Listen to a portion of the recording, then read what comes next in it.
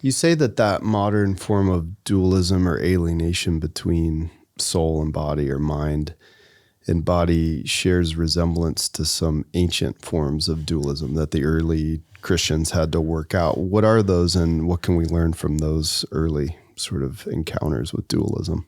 Yeah, I love this because, we're not facing this for the first time. Yeah, right.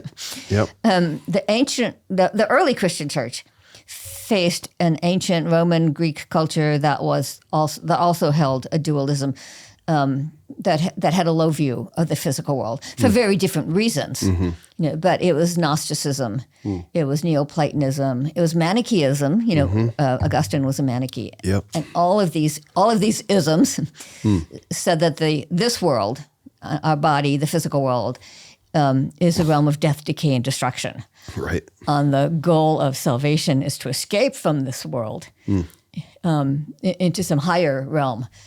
And in this historical context, Christianity was nothing less than revolutionary, because it said, first of all, creation. The Gnostics taught that there were several levels of deity, and that it was a lowest God, who was actually an evil God, who created this universe, because no self-respecting deity would get his hands dirty mucking about with matter. So it was an evil God, and because this was an evil creation. And Christianity said, no. It is the highest God, who is a good God, who created this world, and therefore it is intrinsically good. And the fall does not totally negate that. It's been marred. It's like taking a beautiful masterpiece and scribbling on it. You could still see the beauty underneath it. So this world is intrinsically good. But secondly, the incarnation, that same supreme deity took on a human body and entered into this world. That was the greatest scandal, actually, in the first century, was what? This God entered into this realm? Yep. The reason they had all these levels of deity was to separate the supreme deity from this world. And now you're saying this God came into this world? So the incarnation is the ultimate affirmation of the dignity of the human body. And then when Jesus was executed on a Roman cross, we might say he did escape the physical world, as Gnosticism taught we should aspire to do. But what did he do then?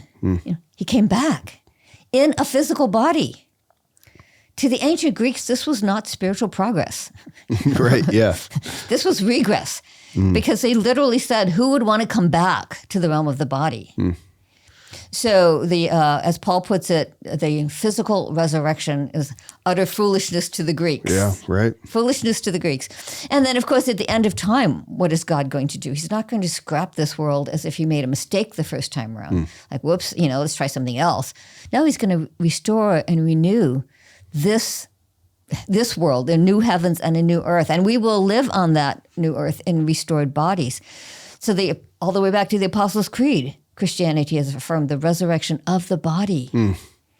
So I just have to tell you, if you haven't studied other philosophies and religions, there's nothing like this in any other philosophy or religion. It is an astonishingly high view of the physical realm. Christians should be absolutely excited about this. Their message should be, look at this wonderful religion that teaches such a high view of the human body, of its dignity, of its significance, of its value. I mean, this should be our main message.